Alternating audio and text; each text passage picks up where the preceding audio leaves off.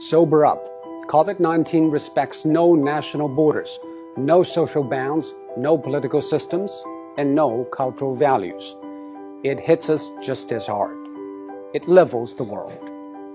Facing the pandemic, it is not what happened matters. It is how we respond. For almost a month, it infected thousands in Wuhan in a day, and every hospital bed was occupied. Now, empty beds and closed wards in the city. How did China make it?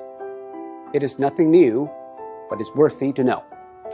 According to an initial WHO report, an infected person appears to spread it to an average of 2.6 people. And after 10 generations of transmission, with each taking 5 or 6 days, that one initial case has spawned 3,500 in matters of days. And that is what the world is seeing. What China did is to break the cycle by human intervention. The scale unprecedented in history. Extreme, draconian, and aggressive. These are the words used to describe China's response. But now, people have come to terms with the new norm, lockdown. Some people say, isn't that a violation of individual rights? Actually, the balance between individual rights and public safety is always an ever-changing equation.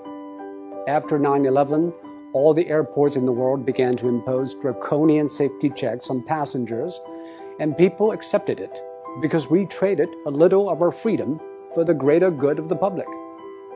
China imposed the largest and most draconian quarantine in history. Factories shut, public transport stopped, and people stayed indoors.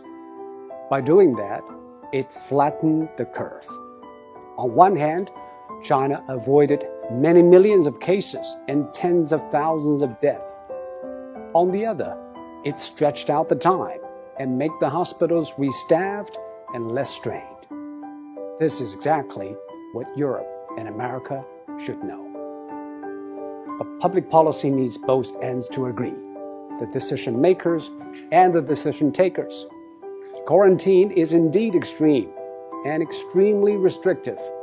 It needs the people in lockdown to be honest and cooperative. I think what the people of Wuhan did was exceptional.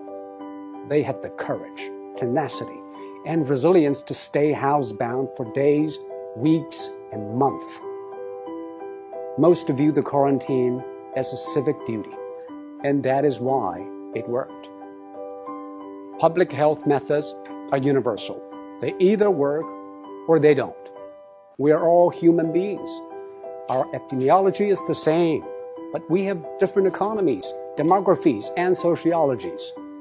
Facing a global pandemic, every nation needs a new contract signed between its politicians, businesses, and the public.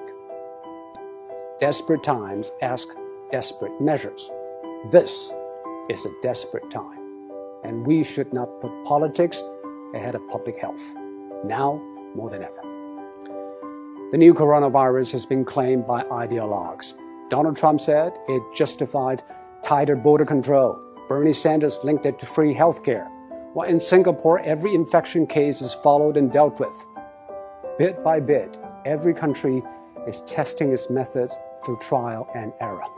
Some paid a high price, and some set a high bar. We should all move ahead with humility. There is no decision without trade-offs, and most of all, there's nothing without skin in the game. And now, the whole world has learned, or is learning, to play.